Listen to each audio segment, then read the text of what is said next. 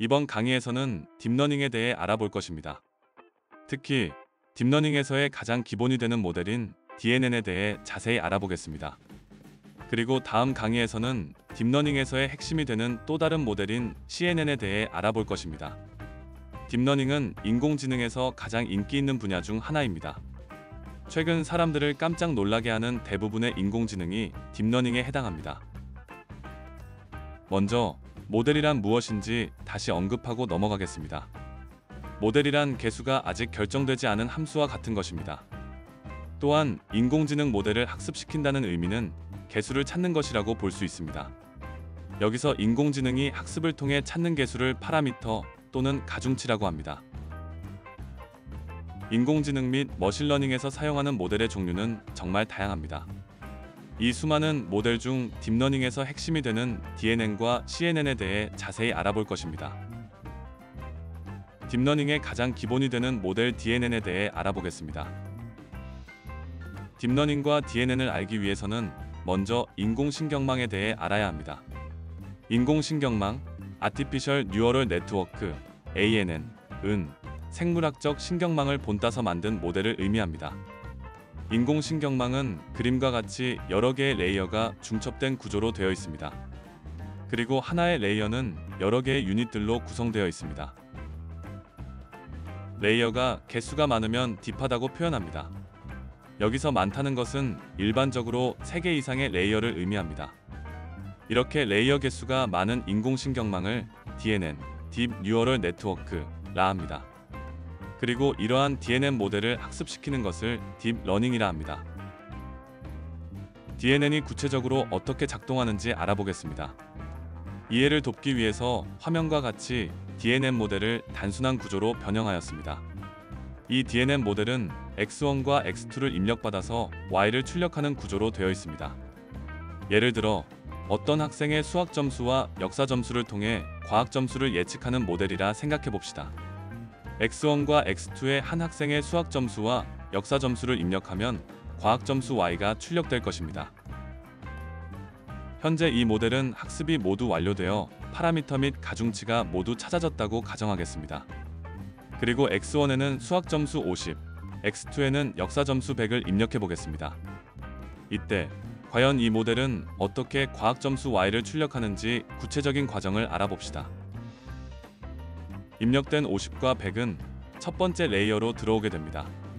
참고로 이러한 입력받는 첫 번째 레이어를 인풋 레이어, 입력층이라고 부릅니다. 50과 100은 레이어의 내부에 있는 유닛의 값으로 할당됩니다.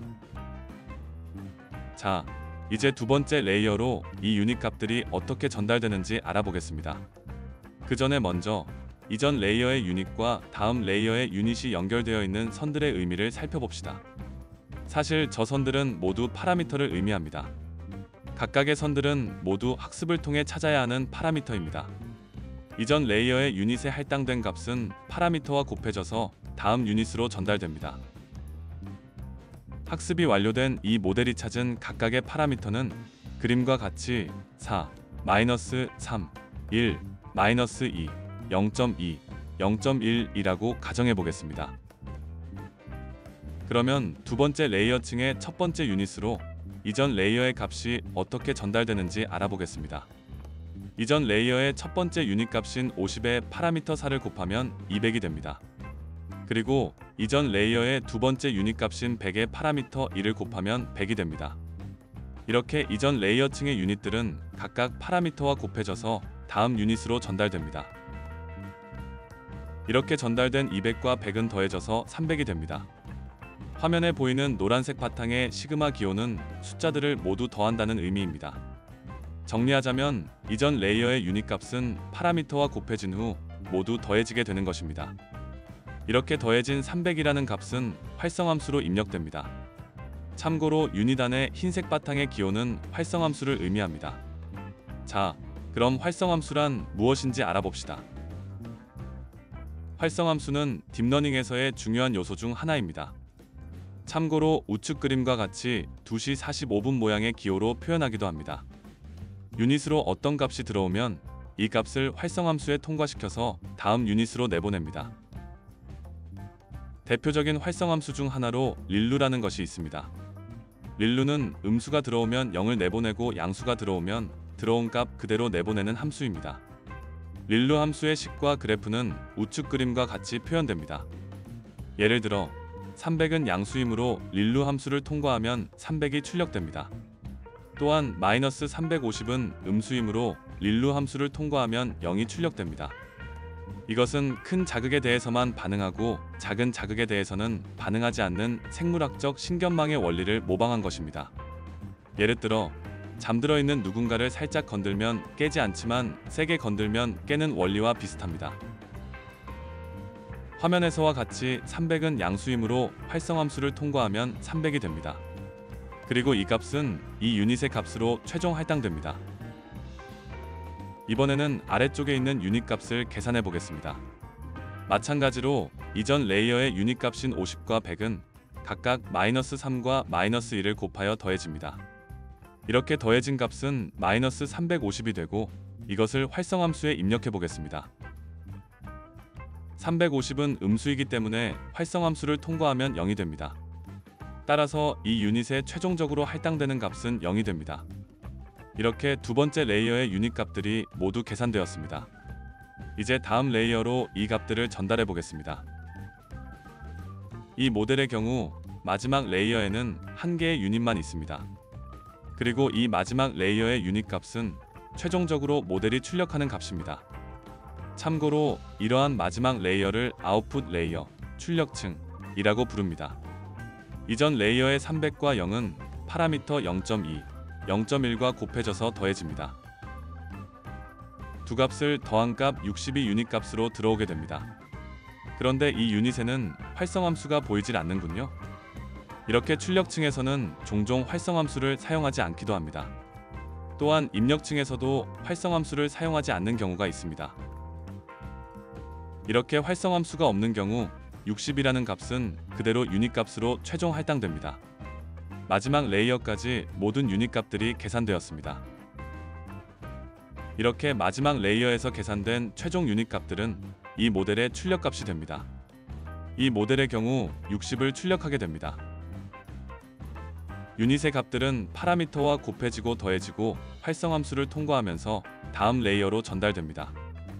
모델은 학습을 통해 최종 출력값의 로스가 작아지도록 파라미터를 수정합니다. 이 모델은 50과 100을 입력받아서 최종적으로 60을 출력하게 되었습니다. 즉, 수학 점수가 50이고 역사 점수가 100인 학생의 과학 점수는 60점으로 예측했습니다. 앞에서 본 예시는 이해를 돕기 위해서 크기가 작은 모델을 사용하였습니다. 하지만 실제 딥러닝에서는 아래의 그림보다도 더 큰 모델을 사용하기도 합니다. 아래의 예시는 8개의 입력값이 들어오면 4개의 출력값이 나오는 DNN 모델입니다. 모델이 크더라도 동작하는 방식은 앞에서 본 방식과 같습니다.